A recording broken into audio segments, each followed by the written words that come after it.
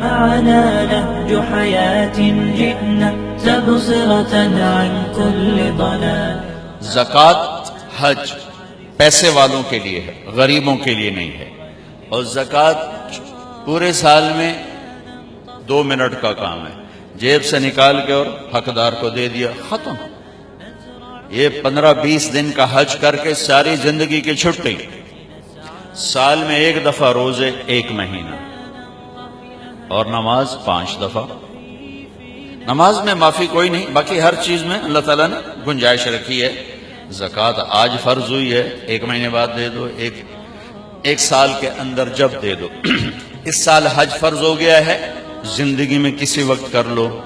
روزے میں بیمار ہو گئے ہو، بعد میں رکھ لو. صرف ایک نماز میں اللہ نے کہا کہ یہ چھٹی نہیں ہے، اسے ہر حال میں ادا کرنا ہے، اس کی معافی نہیں. اس کو اللہ نے مضبوطی سے بیان فرمایا، اقیموا الصلاۃ وآتوا الزکاۃ، اقیموا الصلاۃ وآتوا الزکاۃ. 10 دفعہ قرآن میں آیا ہے نماز پڑھو زکوٰۃ دو، نماز پڑھو زکوٰۃ دو. لیکن 5 وقت کا کام ہے نا، 24 گھنٹے کا کام تو نہیں ہے. اہمیت کے لحاظ سے عبادات میں سب سے اعلیٰ درجہ نماز کا ہے، سب سے اعلیٰ درجہ نماز کا ہے، معافی کوئی نہیں. میں کہا کرتا ہوں اگر گنجائش ہوتی تو اس 14 صدی میں کربلا والوں کو گنجائش ہوتی کہ نماز چھوڑ دیتے. جو دنیا کا سب سے عجیب و غریب واقعہ ہے، ظلم و ستم میں بھی اور مظلومیت میں بھی. ایک طرف مظلوموں پر ظلم کی انتہا ہے اور ایک طرف ظالم کے ظلم کی انتہا ہے. اور ایسا کربناک واقعہ شاید تاریخ میں نہ دہرایا جائے کبھی بھی. نہ اتنے نہ حسین ہو اور نہ اتنے بڑے درجے کا ظلم و ستم دیکھنے کو ملے. وہ تو نواسہ رسول دوبارہ تو نہیں آئیں گے. جہاں نواسہ رسول اپنے بھائی بیٹوں سمیت بھتیجوں سمیت ذبح ہو رہے ہوں، زمین آسمان نے کبھی یہ منظر دیکھا یا دیکھے گی؟ نماز کا وقت آیا، امام علی مقام نے زہیر ان کے ایک ساتھی تھے، ان سے کہا کہ یہ شمر سے کہو ہمیں نماز پڑھنے تھی، نماز پڑھنے تھی.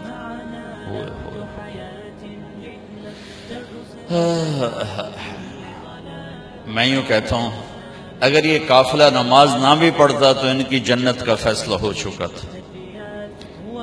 یہ تو بالکل موت کے کنارے پر کھڑے تھے اور لہو لہان تھے سارے قافلے والے.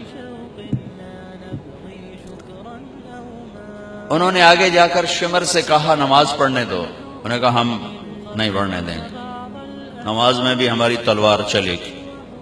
تو انہوں نے واپس آ کر بتلایا کہ وہ راضی نہیں ہے. تو آپ نے کہا ٹھیک ہے، آدھے نماز پڑھو آدھے جنگ کرو. نماز نہیں چھوڑی، آدھے نماز پڑھو آدھے جنگ. ہمارے کتنے دوست ہیں اچھے نماز ہو جی، میٹنگ چل رہی تھی اس لیے نماز چھوٹ گئی، قضا پڑھ لواں گے، پیچھے پڑھ لواں گے، میٹنگ چل رہی تھی نماز چھوٹ گئی. کربلا سے بڑا واقعہ انسانی تاریخ میں نہیں آئے گا. نماز نہیں چھوڑی، نہیں چھوڑی. آدھوں نے نماز پڑھی، آدھوں نے جنگ کی. پھر انہوں نے نماز پڑھی اور انہوں نے جنگ کی. اور عصر سے پہلے سب کے سر کٹ کے نیزوں پہ چڑھ چکے تھے. اور یہ وہ شہزادے تھے جن کو اللہ کے نبی نے کہا حسن اور حسین جنت کے نوجوانوں کے سردار. اور ان کو یہ سرداری اس شہادت کی وجہ سے نہیں مل رہی. ابھی ماں کی گود میں دودھ پیتے تھے جب اللہ کے نبی نے کہہ دیا تھا حسن اور حسین جنت کے نوجوانوں کے سردار ہیں، جن کے نام اللہ نے تجویز کیے. جب حسن پیدا ہوئے تو آپ نے حضرت علی سے پوچھا کیا نام رکھا ہے؟ ان کا جی حرب کہتے ہیں لڑاکا. آپ نے کہا نہیں، اس کا نام ہے حسن. پھر حسین پیدا ہوئے، آپ نے کہا کیا نام رکھا ہے؟ کہا جی حرب. کا نہیں، اس کا نام ہے حسین. پھر آپ نے فرمایا کہ اللہ نے یہ 2 نام میرے بچوں کے لیے رکھے ہوئے تھے، آج تک کسی کو یہ نام نہیں دیے گئے، پہلی دفعہ میری اولاد کو دیے جا رہے ہیں. حسن اور حسین جنت کے نوجوانوں کے سردار. اور عین شہادت کے وقت میں نماز نہیں چھوڑی تو آپ لوگ میٹنگ کی وجہ سے نماز کیسے چھوڑ سکتے؟ یا میں میٹنگ کی وجہ سے نماز کیسے چھوڑ سکتے؟ یا ہماری مستورات گھر کے کام کاج کی وجہ سے نماز کیسے چھوڑ سکتی؟ یہ ایک ایسی چیز ہے جس میں اللہ نے کوئی گنجائش نہیں رکھی، اور ایسی نماز 14 صدی میں شاید ہی کسی نے پڑھی ہو جیسی اس قافلے نے پڑھ کے اللہ کو دکھا دی کہ زیر خنجر بھی یہ پیغام سنایا ہم۔ ندعو لله بإذننا ميزنا الله بقرآن يعصمنا إن غصنا ما إن مهمتنا في الدنيا ندعو لله